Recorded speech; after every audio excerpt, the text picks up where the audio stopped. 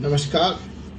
Force supreme law partners के इस नए कानूनी एपिसोड में मैं एडवोकेट डॉक्टर अजय कुमार पांडे आपका स्वागत करता हूं। जी हाँ, मैं लेकर हाजिर हूं बिल्कुल गणेश उत्सव के इस माहौल में एक मुकदमा गणपति बप्पा मौर्य और सुप्रीम कोर्ट।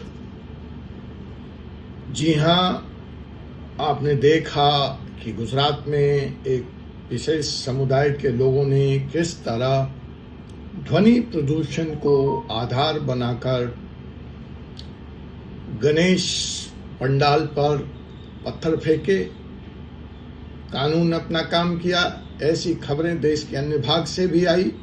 मध्य प्रदेश में तो एक पुलिस के आईपीएस अफसर को सिर्फ इसलिए अपनी कुर्सी गंवानी पड़ी कि इस तरह के पत्थरबाजी की जो अफवाह आई थी उसका उन्होंने खंडन किया।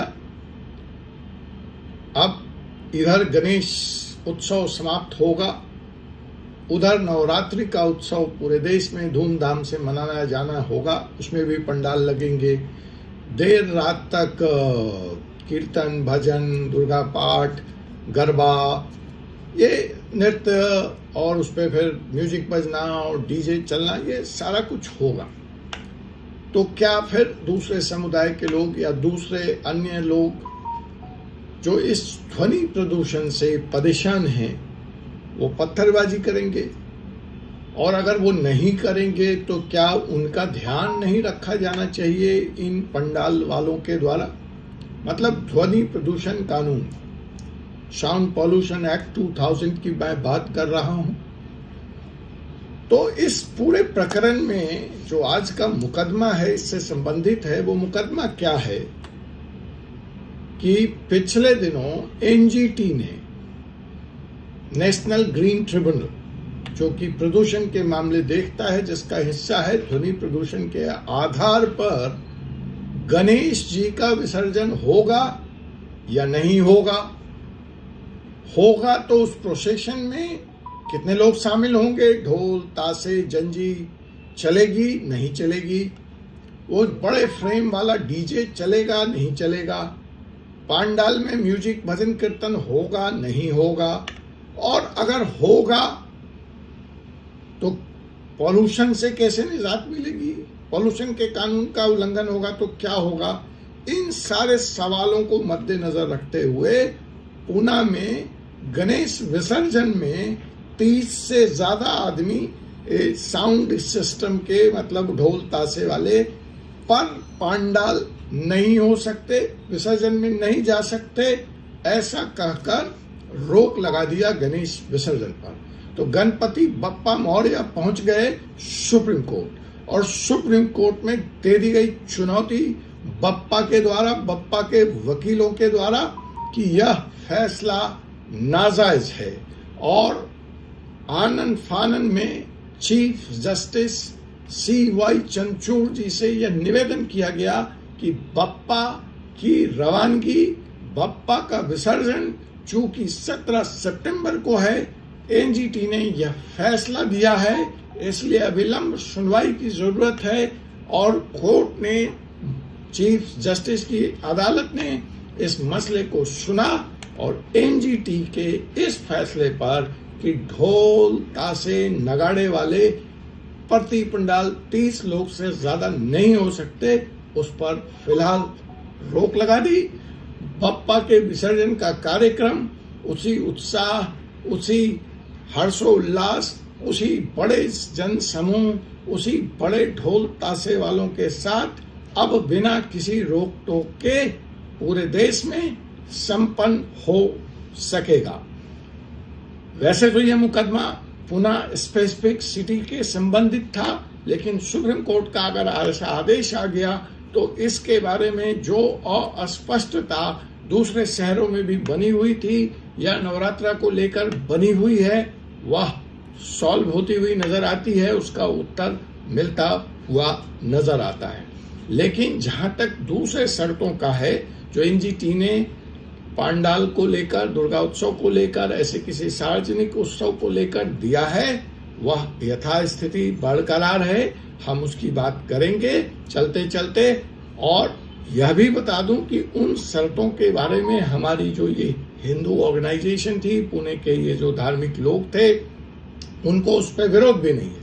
उन्होंने कोर्ट में कहा कि हमको उसके बारे में कुछ भी नहीं कहना है। एनजीटी के उन आदेशों का हम पालन करने के लिए बिल्कुल सहमत हैं और उसका पालन किया जाएगा।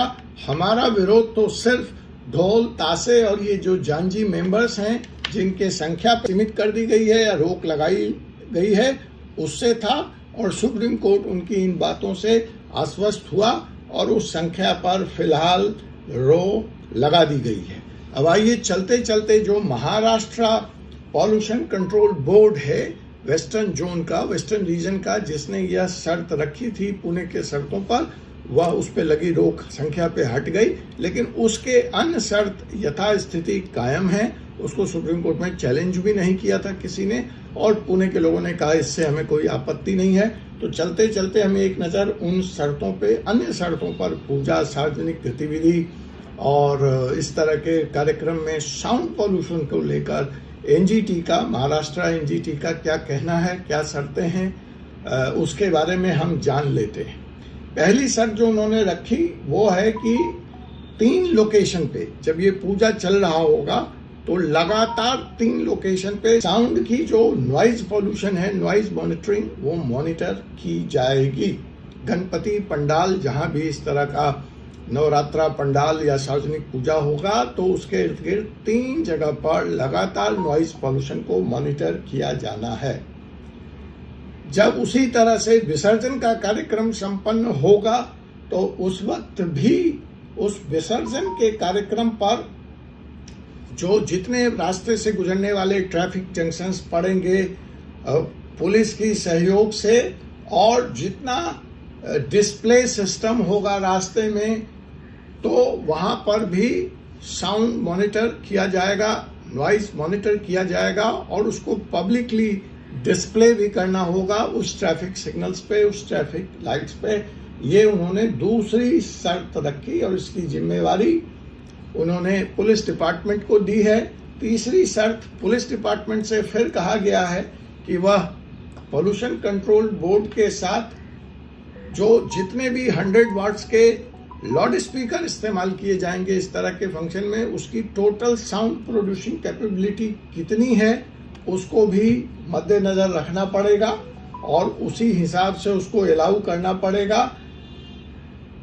पूजा किस जगह हो रही है, उसकी लोकेशन क्या है, वहां से हॉस्पिटल कितनी दूर है, वहां से स्कूल कितनी दूर है, वहां से घर के रेसिडेंशियल कॉम्प्लेक्सेस कितनी दूर है, इसको मद्देनजर रख के लाउड स्पीकर की संख्या 100 वाट की जो होगी, कितने लाउड स्पीकर का इस्तेमाल हो सकता है, इसकी भी परमिशन अब आपको पुलिस डिपार्टमेंट और पॉल्यूशन कंट्रोल डिपार्टमेंट से लेनी पड़ेगी। आप मनमाने ढंग से स्पीकर्स, लाउड स्पीकर्स नहीं लगा सकते। जो एक और शर्त थी जिसके बारे में मैं बता चुका हूं कि विसर्जन के वक्त ढोल, ताशे और जंजी के 30 मेंबर्स से ज्यादा नहीं होंगे प्रति विसर्जन, वो हट गई।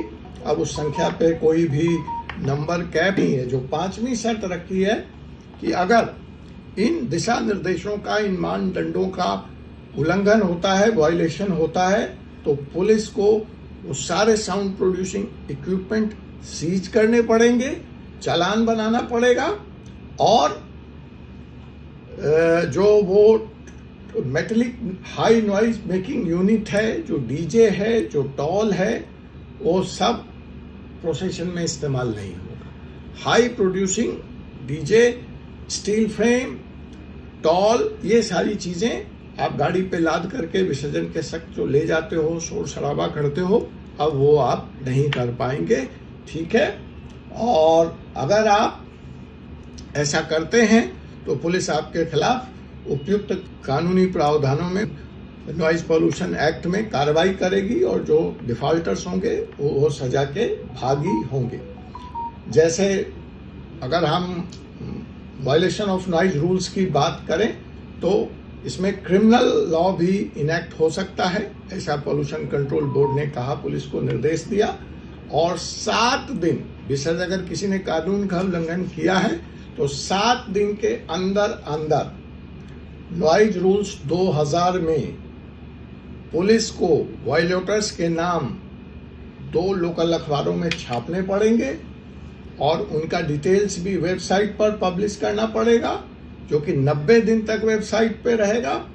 और MPCB जो खास एक था पोल्यूशन कंट्रोल बोर्ड है, वह इस तरह के उत्सव से पहले इन पूरे दिशा निर्देशन का व्यापक स्तर पर प्रचार और प्रसार करेगा, न्यूज़पेपर्स के माध्यम से, पैम्पलेट्स के माध्यम से, बैनर्स के माध्यम से, पोस्टर्स के माध्यम से, ताकि लोगों को, जनता को, आम जनता को इन कानूनों से अवगत कराया जा सके, जागृत किया जा सके, अवेयर किया जा सके। तो जहां तक साउंड पोल्यूशन का सवाल है इन धार्मिक उत्सवों पर, ये नया दिशा निर्देश मुझे ऐसा लगता है कि बहुत हद तक इस समस्या को और आपसी विवाद को सुलझाने में मददगार साबित होंगे। लेकिन फिलहाल आइए हम बोलते हैं गणपति बप्पा मोरया और चलते हैं बप्पा के विसर्जन कार्यक्रम में ढोल, ताशे, जंजी के साथ, जहां संख्या पे अब कोई रोक नहीं है।